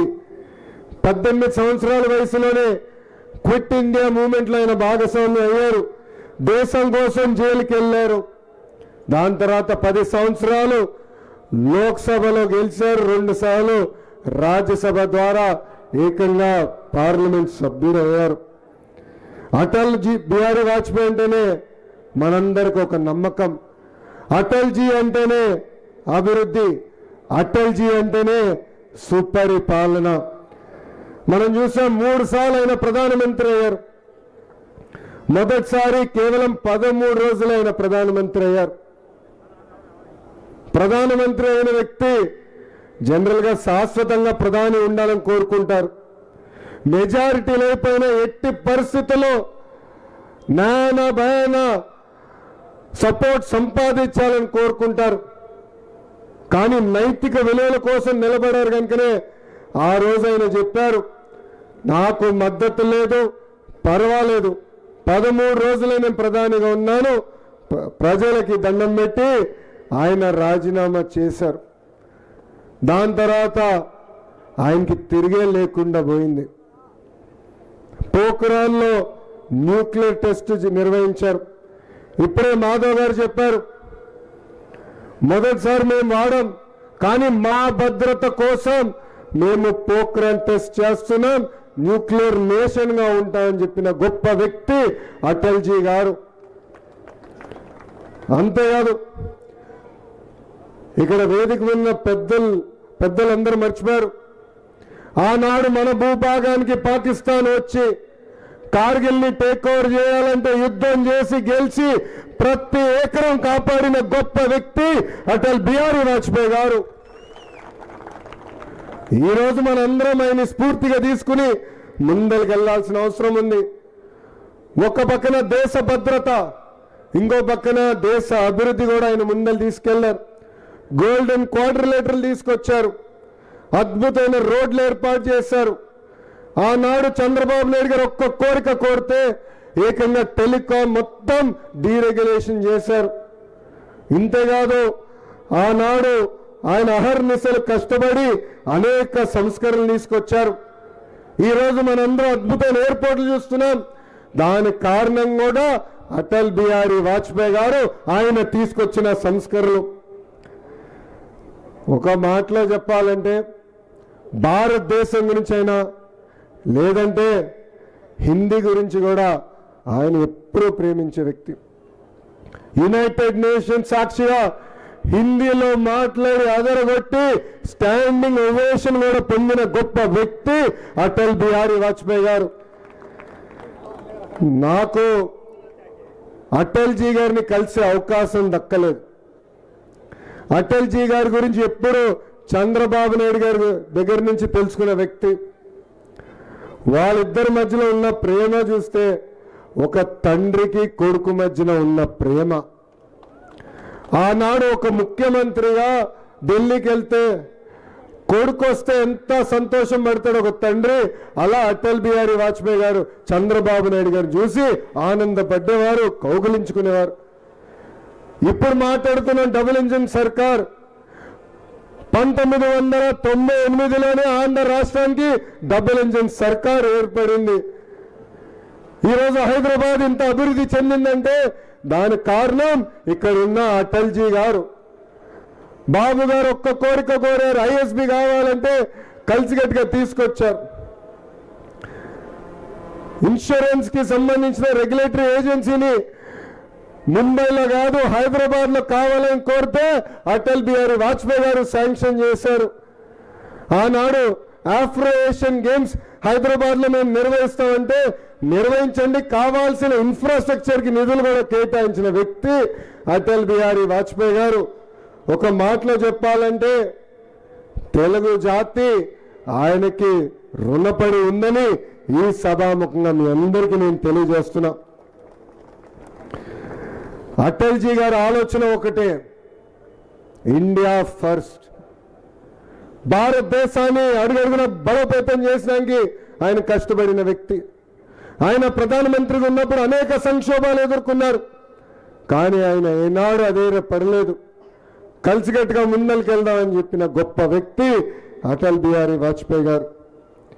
ఇప్పుడు అటల్ బిహారీ వాజ్పేయి గారు ఎంచుకున్న మార్గంలోనే మన ప్రధాని నరేంద్ర మోడీ గారు కూడా ముందరికి నడుస్తున్నారు. ప్రధానమంత్రి గారు కూడా యువకులంటే బాగా ఇష్టం. వాళ్ళని పెద్ద ఎత్తున ప్రోత్సహించాలి. భారతదేశంలో ఏ మార్పు అయితే మనం ఆశిస్తున్నామో ఆ మార్పు సాధించేదానికి మనకు అండగా నిలబడుతున్నారు. ఈరోజు మనందరం చూస్తున్నాం, మన భూభాగంలోకి వచ్చి ఆనాడు పాకిస్తాన్ వ్యక్తులు టెర్రరిస్టు మన భారతీయులు చంపితే ఏకంగా సింధూర్ పేరుతో వెళ్ళి ఆ క్యాంపులన్నీ కూడా డిస్ట్రాయ్ చేసిన గొప్ప వ్యక్తి నరేంద్ర మోడీ గారు. నేను అనేక సార్లు చెప్పా, మీరు ఒక్కసారి మా వైపు వస్తే నరేంద్ర మోడీ గారు ఊరుకోరు, మీకు అంతిమ యాత్ర కూడా చూపించే బాధ్యత ప్రధానమంత్రి గారు తీసుకుంటారని. మనం కూడా అనేక సంస్కరణలు ఇప్పుడు తీసుకొచ్చాం. ఇతర రాష్ట్రాల్లో డబుల్ ఇంజిన్ సర్కార్ నడుస్తుంటే కేవలం ఒక ఆంధ్ర రాష్ట్రంలోనే డబుల్ ఇంజిన్ బుల్లెట్ ట్రైన్ సర్కార్ నడుస్తుంది. మనందరం ప్రేమగా నరేంద్ర మోడీ గారిని నమో అని పిలుచుకుంటాం. నమోకి వేరే అర్థం కూడా ఉంది. నాయుడు గారు మోడీ గారు కలిసికట్టుగా జోడి నడుస్తుంది. ఇద్దరు కలిసికట్టుగా ఆంధ్ర రాష్ట్రాన్ని భారతదేశాన్ని ముందలు తీసుకెళ్లే దాంట్లో అహర్నిశలు కష్టపడుతున్నారు. గడిచిన 18 నెలలు ఆంధ్ర రాష్ట్రంలో ఇంత పెద్ద ఎత్తున పెట్టుబడులు వచ్చినాయంటే, లేదా ఆర్థికంగా కేంద్ర ప్రభుత్వం మనకు అండగా నిలబడిందంటే దానికి కారణం 2024 ఎన్నికల్లో జరిగిన విజయం. మనందరం కలిసికట్టుగా సాధించుకున్న విజయం. ఎవరు ఉంచిన విధంగా 175 స్థానాల్లో 164 స్థానాల్లో కూటమి సభ్యులందరినీ ప్రజల్ని ఆశీర్వదించారు, దీవించారు, గెలిపించారు. ఒక పవిత్రమైన బాధ్యత మా భుజస్కంధాల పైన ఉంది. మేమందరం కలిసికట్టుగా ముందలు తీసుకెళ్తాం. రాష్ట్రాన్ని అభివృద్ధి దారిలో పెడతాం. మన రాష్ట్రంలో ఉన్న నిరుద్యోగ యువకులకి పెద్ద ఎత్తున ఉద్యోగాలు, ఉపాధి కల్పించే బాధ్యత కూడా కూటమి ప్రభుత్వం తీసుకుంటుందని ఈ సభాముఖంగా నేను హామీ ఇస్తున్నా. ఇక్కడున్న ప్రజలందరూ ఒకటే గుర్తుపెట్టుకోవాలి. ఏ మార్గం అయితే అటల్జీ గారు మనందరూ చూపించారో ఆ మార్గంలో మనందరం నడవాలి. ప్రధానమంత్రి గారు 2047కి భారతదేశం డెవలప్ దేశంగా ఉండాలని పదే పదే మాట్లాడుతున్నారు. కేవలం ఆర్థికంగా మనం ఎదుగుతే కాదు, అది ఒకటే సరిపోదు. నైతిక విలువలు కూడా చాలా చాలా అవసరం. ఒక విద్యాశాఖ మంత్రులుగా కూడా మన ప్రభుత్వ పాఠశాలలో నైతిక విలువల గురించి కూడా ప్రతి సాటర్డే పాఠాలు చెప్పమని కూడా చెప్పాం. చాగంటి కోటేశ్వరరావు గారిని తీసుకొచ్చి ఏకంగా నైతిక విలువల పైన ప్రవర్చనలు కూడా ఇవ్వండి అని గౌరవ ముఖ్యమంత్రి గారు కూడా చెప్పడం జరిగింది. సో నైతిక విలువలు లేని సమాజమే కాదు. అందుకే అటల్ బిహారీ వాజ్పేయి గారిని ఆదర్శంగా తీసుకుని నైతిక విలువలు కూడా పెంచుకోవాల్సిన మార్గం మనందరం చూసి దేశాన్ని, రాష్ట్రాన్ని ముందలు తీసుకెళ్లాలని ఈ సభాముఖంగా మీ అందరిని నేను కోరుకుంటూ, నాకు ఇంత అద్భుతమైన అవకాశం ఇచ్చిన బీజేపీ రాష్ట్ర పార్టీ అధ్యక్షులు మాధవ్ గారికి నా హృదయపూర్వక ధన్యవాదాలు తెలుపుకుంటూ, నేను పెద్దలుగా గతంలోనే కోరాను. మొదటి విగ్రహం నా నియోజకవర్గంలో మంగళగిరిలో పెడతానని కోరాను. కానీ లేదు, మేము ఒక ప్రోగ్రాం పెట్టుకున్నాం, ఆ ప్రోగ్రాం ప్రకారం మేము వెళ్ళాలి, ఏం అనుకోదని చెప్పారు. ఈరోజు బస్సులో వస్తుంటే నవ్వుతూ చెప్పా, గురుగారు మీ ప్రోగ్రాం అంతా అయిన తర్వాత వాజ్పేయి గారి పెద్ద విగ్రహం మా నియోజకవర్గంలో పెట్టి ఆ కార్యక్రమానికి మిమ్మల్ని పిలుస్తానని కూడా గౌరవ బీజేపీ రాష్ట్ర పార్టీ అధ్యక్షులు మాధవ్ గారు కూడా తెలియజేస్తాం జరిగింది. ఎందుకంటే మనందరం మన జీవితంలో మనందరూ కూడా ఒక్కొక్క టైంలో ఒక్కొక్క నాయకుడు మనం ఇన్స్పైర్ చేస్తారు. నన్ను ఇన్స్పైర్ చేసిన నాయకుడు అటల్ బిహారీ వాజ్పేయి గారు. ఈరోజు నేను ఒక పట్టుదల, కమిట్మెంట్తో పనిచేయాలని మీ ముందర నిలబడుతున్నానంటే దాంట్లో ప్రధానమైన కారణం అటల్ బిహారీ వాజ్పేయి గారు. అహర్నిశలు ఆయన ఏ మార్గం అయితే మనందరి గతంలో చూపించారో అదే మార్గంలో నేను కూడా నడుస్తానని ఈ సభాముఖంగా ఆంధ్ర రాష్ట్ర ప్రజలందరికీ నేను హామీ ఇస్తూ మీ అందరి దగ్గర నుంచి సెలవు తీసుకుంటున్నా. అటల్ బిహారీ వాజ్పేయి గారి నాయకత్వం, అటల్ బిహారీ వాజ్పేయి గారి నాయకత్వం. జై హింద్, జై హింద్. థ్యాంక్ యూ అమ్మా. అటల్ బిహారీ గారి గురించి అద్భుతమైన సందేశం మనకు అందించిన నారా లోకేష్ బాబు గారికి మనందరి తరపున హృదయపూర్వక ధన్యవాదాలు తెలియజేసుకుంటున్నాం. ఈ సందర్భంగా అతిథులకి, అలాగే నారా లోకేష్ బాబు గారు విశిష్ట అతిథిగా వచ్చిన నారా లోకేష్ బాబు గారికి చిరు సత్కారం అందజేయవలసిందిగా యువమోర్చా కార్యకర్తల్ని, అలాగే మండల అధ్యక్షుల్ని వచ్చి అందజేయవలసిందిగా కోరుచున్నాం. త్వరగా రండి. అలాగే రాష్ట్ర పార్టీ తరఫున వాజ్పేయి గారి విగ్రహాన్ని అందజేస్తున్న శ్రీ పివిఎన్ మాధవ్ గారికి కూడా కృతజ్ఞతలు తెలియజేస్తున్నాం.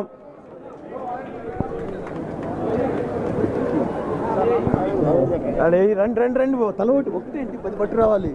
10 పట్టు వరుసగా తీసుకెళ్ళి ఇచ్చిరండి ఇచ్చేసి ఇవ్వండి, త్వరగా ఇచ్చారు, అందరికి ఇచ్చారు.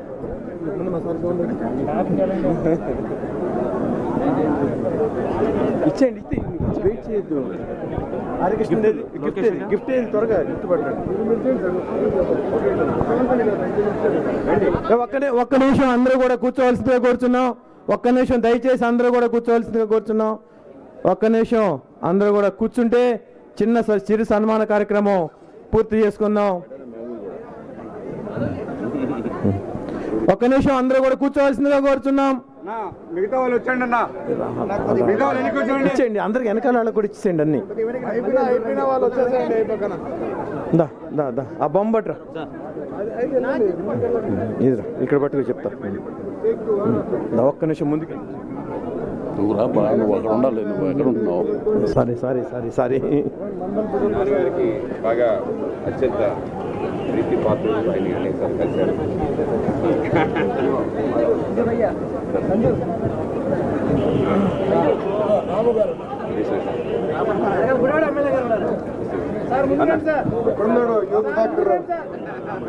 చూడబ్బా కుర్రోడు డ్రెస్ అవుతున్నాడు.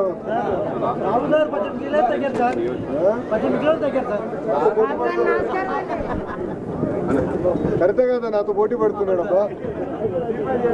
లోకేష్ మీరు ఆగండి అన్న, 5 నిమిషాలు థ్యాంక్ యూ. ఇలాగ ఇది ఒక్క నిమిషం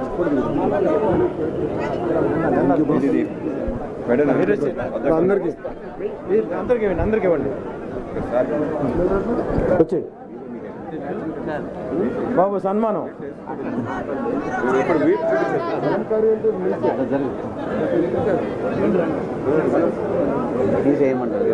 అయిపోతే ఇటు వచ్చేయండి చెప్తాను సన్మానం గారు. ఓకే హరికృష్ణ ముందురా మీరు. ఒక్క నిమిషం సారీ సార్ ఏమనుకోమాగండి.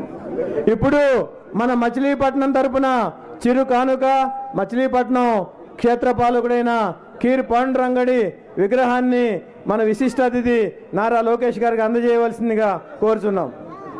పట్టుకోండి Madhavji, Madhavji.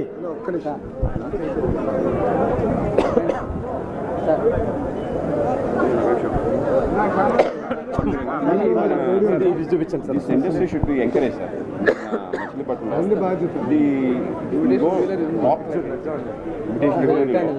This kind of thing. Last time చూసి ఆశ్చర్యపోయి సార్, ఆ క్లస్టర్కి వెళ్ళాను.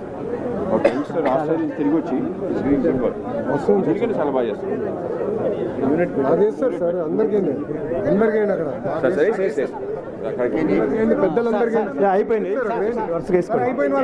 అయిపోయింది ముందు అలా వెళ్ళిపోయింది ముందుకి. ఇచ్చాను సార్ ఇచ్చాను. కొద్దిగా కన్ఫ్యూజ్, కొంచెం కన్ఫ్యూజ్ అయిపోయింది. అలా ముందుకు వెళ్ళిపోండి. Clear clear. ఎందుకంటే వచ్చే వెళ్ళేస్తారు బాగా చూడొచ్చు.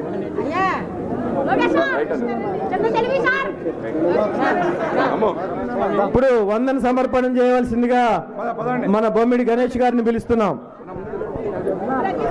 గణేష్ గారు లేకపోతున్నారు. గణేష్ గారు. హలో గణేష్ గారు. ఈరోజు ఈ సభకు ముఖ్య అధ్యక్షులు జిల్లా భారతీయ జనతా పార్టీ అధ్యక్షులు తాతినేని శ్రీరామ్ గారికి, అలాగే మరి అటల్జీ శత దినోత్సవ ఉత్సవ కార్యక్రమంలో భాగంగా ఈరోజు కృష్ణా జిల్లా బందరగడ్డపై అటల్జీ విగ్రహ ఆవిష్కరణ కార్యక్రమానికి ముఖ్య అతిథులుగా ఇచ్చేసిన మన రాష్ట్ర ఐటీ మరియు విద్యాశాఖ, అలాగే తెలుగుదేశం పార్టీ ప్రధాన కార్యదర్శి అలాగే మన సౌత్ ఇండియాలోనే కాకుండా భారతదేశంలోనే ఐటీ రంగాన్ని మన రాష్ట్రంలో మరి ఉరకలెత్తిస్తున్న మన యువ నాయకులు, మరి ఈ రాష్ట్రంలోని యువతకు దిశానిర్దేశిస్తున్న మన యువ నాయకులు ప్రియతమ నారా లోకేష్ గారికి, అలాగే మరి అటల్ బిహారీ వాజ్పేయి అటల్ మోదీ సుపరిపాలన యాత్ర రూపకల్పన చేసిన మన రాష్ట్ర భారతీయ జనతా పార్టీ అధ్యక్షులు పిఎన్ మాధవ్ గారికి ఈ కార్యక్రమం అనంతరం మరి భోజన ఏర్పాట్లు ఉన్నాయి అందరూ కూడా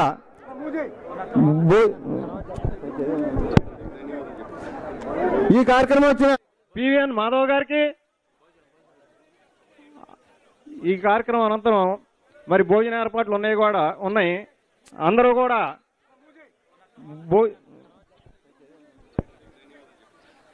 ఈ కార్యక్రమం వచ్చిన మరి అతిరేత మహిళాదులు అందరూ అట్లాగే ఈ వేదిక మీద ఉన్న ప్రజలందరూ కూడా మరి భారతీయ జనతా పార్టీ తరఫున అలాగే కూటమి ప్రభుత్వం తరఫున ధన్యవాదాలు చెప్తూ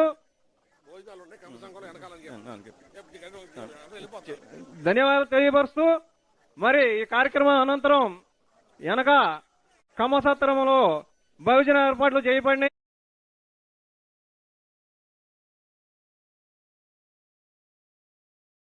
ఏర్పాట్లను మరి భోజన ఏర్పాట్లు స్వీకరించి వెళ్లాల్సిందిగా కోరుకుంటూ మరి సెలవు తీసుకుంటున్నాను.